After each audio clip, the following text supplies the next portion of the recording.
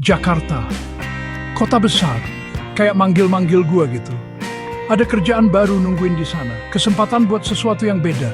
Gua beresin tas, penuh harapan, bawa mimpi-mimpi sukses.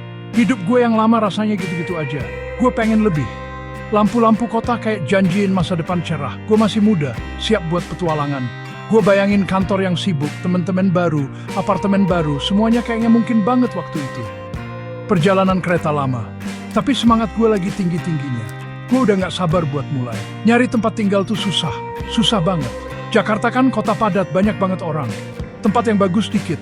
Gue cari kemana-mana lewat online. Nanya temen, tiap kos-kosan penuh. Atau kemahalan, atau kejauhan dari kantor baru gue. Hari-hari jadi seminggu.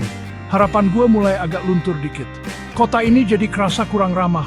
Rasanya gede dan bikin bingung. Gue butuh kamar. Cepet, tabungan gue nggak tak terbatas. Tekanan makin jadi.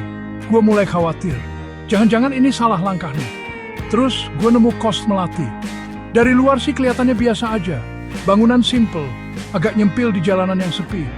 Kelihatannya adem ayem. Ada taman kecil di depan. Ada bunga-bunga mekar di situ. Kelihatannya agak tua sih, tapi bersih. Harganya masuk akal, nggak terlalu jauh dari kantor. Langsung lega banget rasanya. Mungkin ini dia nih. Mungkin pencarian gue akhirnya selesai. Gue jalan ke arah pintu masuk. Hati gue rasanya agak entengan. Gue harap ini bakal jadi rumah baru gue. Tempat yang aman. Ibu kos yang punya kos nyambut gue. Senyumnya ramah. Tapi matanya kayak nyimpen sedih gitu. Atau mungkin waspada. Dia nunjukin keliling, dapur umum, kamar mandi barengan. Semuanya rapi, bersih. Anak kos lain ngelirik gue. Cepet penasaran gitu. Kelihatannya sih biasa aja. Cukup ramah. Ibu kos ngomongnya pelan. Suaranya lembut. Dia kasih tahu soal peraturan, jam tenang, bayar sewa, semuanya kedengeran oke, standar lah. Tapi ada sesuatu di nada bicaranya yang bikin gue diem sejenak. Agak ragu-ragu gitu. Kamar udah penuh semua, kata ibu kos. Senyumnya sekarang gak nyampe mata.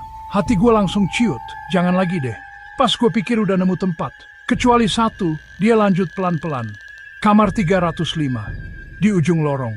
Ada sedikit harapan muncul lagi. Cuma butuh satu kamar doang kok. Gue nggak peduli di mana, asal itu kamar. Kenapa kosong, Bu? Gue nanya, coba sok santai. Gue butuh banget ini. Beneran deh. Dia nunduk liatin tangannya.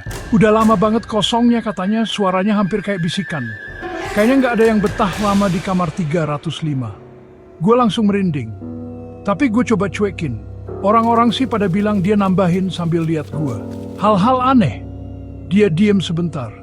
Saya harus kasih tahu kamu ya. Mungkin nggak bakal nyaman. Peringatannya nggak jelas. Tapi tatapan matanya serius.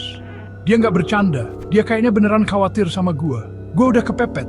Kerja gue mulai 2 hari lagi. Gue nggak punya tempat lain. Saya ambil, Bu. Kata gue mungkin kecepetan. Saya nggak gampang takut kok. Gue coba sok berani. Percaya diri. Ibu kos cuma ngangguk pelan. Mukanya campuran kasihan sama khawatir. Kalau kamu yakin katanya. Ini kuncinya. Dia kasih gue kunci tua, agak karatan, dingin rasanya di tangan gue. Gue bilang ke diri sendiri ini cuma kamar tua, rumah tua, nggak lebih. Gue harus percaya itu. Kamar 305 itu ada di paling ujung lorong yang panjang dan remang-remang. Rasanya terpencil banget. Udara di sekitar pintu kerasa lebih dingin. Gue kesusahan masukin kunci. Kuncinya seret. Akhirnya bunyi klik, kebuka. Kamarnya kecil, standar aja. Kasur, meja kayu kecil, lemari. Debu-debu beterbangan di seberkas cahaya dari jendela kecil. Baunya apek, kayak kertas lama. Dan sesuatu yang lain. Samar-samar, nggak enak. Haus pelik aneh, kronset udara. Padahal di luar bakal panas.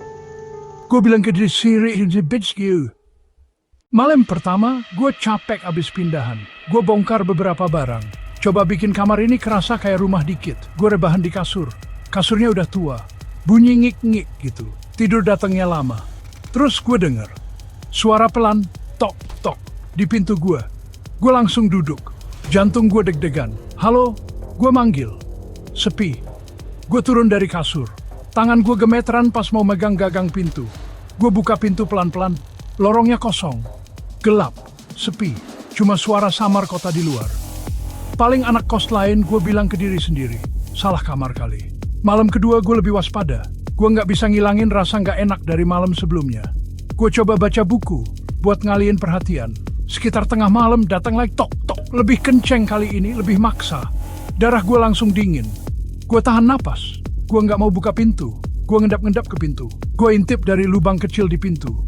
Awalnya gue nggak lihat apa-apa, cuma lorong remang-remang. Terus break time ada gerakan sekilas, bayangan. Kayak bentuk orang, cewek mungkin, berdiri agak nggak jelas gitu. Terus hilang. Malam ketiga yang parah, gue hampir nggak tidur. Lampu gue nyalain terus. Tiap suara kecil bikin gue kaget. Ketukannya mulai lebih awal. Lewat jam 11 dikit. Tok, tok, tok. Nggak berhenti-berhenti. Gue merem kencang-kencang. Gue tarik selimut nutupin kepala. Terus gue denger bisikan pas di kuping gue. Bukain. Suara cewek, pelan banget. Dingin banget, penuh sedih. Gue kaku, nggak bisa gerak, nggak bisa napas. Gue pelan-pelan buka mata. Dan gue lihat dia. Sekejap doang. Muka pucet, mata cekung, rambut item panjang nutupin sebagian mukanya.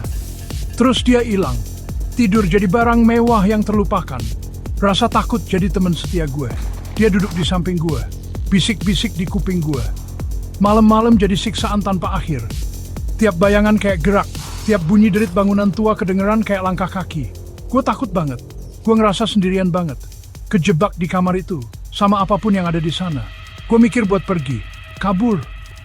Tapi mau kemana? Gue ngerasa kayak mau gila. Lampu kota di luar jendela udah gak kelihatan terang lagi. Kayak ngejek ketakutan gue. Gue aja banget. Takut banget. Abis 3 malam gak tidur, gue udah gak tahan lagi. Mata gue berat. Tangan gue gemeteran. Gue sendiri udah kayak setan. Gue harus tahu, gue samperin ibu kos. Dia lagi nyapu teras depan. Pas dia lihat muka gue, mukanya langsung berubah. Dia tahu, bahkan sebelum gue ngomong apa-apa. Bu, gue mulai suara gue gemeteran. Kamar 305. Ada yang gak beres. Ada sesuatu di dalam. Gue ceritain semuanya. Ketukan itu, bayangan itu, bisikan itu. Muka itu. Mukanya makin pucat tiap kata yang gue ucapin. Dia berhenti nyapu. Dia narik napas panjang. Suara capek yang panjang. Masuk dulu nak, katanya pelan. Kita duduk di ruang tamunya yang kecil. Dia nawarin teh. Tangan gue gemeteran banget buat megang cangkirnya bener-bener. Seharusnya ibu cerita semuanya dari awal. Dia mulai. Ibu harap bakal beda sama kamu. Dia nunduk. Dulu, katanya cewek muda udah tinggal di kamar itu. Namanya Anissa. Dia mahasiswi. Pinter banget. Baik banget. Ibu kos diem sebentar. Matanya berkaca-kaca. Dia nungguin pacarnya. Pacarnya janji mau nikahin dia. Dia yang pernah dari ibu kos lanjut. Suaranya penuh sedih. Dia ninggalin Anissa. Anissa patah hati. Anissa nunggu dan nunggu. Tiap malam dia harap pacarnya bakal ngetok pintunya. Tapi nggak pernah kejadian. Suatu hari, break, mereka nemuin dia. Dia udah nyerah. Ruangan jadi hening banget. Arwah Anissa katanya nggak pernah pergi. Kejebak sama kesedihannya. Kerinduannya. Masih ngetok. Masih berharap ada yang bukain pintu. Masih nyari orang yang udah bikin hatinya hancur. Besoknya gue langsung pindah. Gue nggak sanggup semalam lagi di kamar 305. Tahu cerita Anissa nggak bikin rasa takutnya hilang. Malah makin parah. Nambahin lapisan sedih yang dalam di atas rasa takut itu. Gue kasihan sama dia. Sama sakit hatinya. Penantiannya yang gak ada abisnya. Tapi gue gak bisa jadi orang yang kasih dia ketenangan. Ingatan muka pucetnya, bisikan sedihnya, itu nempel terus di gue. Sampai sekarang kadang-kadang kalau udah malam banget, gue kayak denger ketukan pelan. Dan gue inget kamar 305. Dan cewek yang nunggu di sana. Selamanya.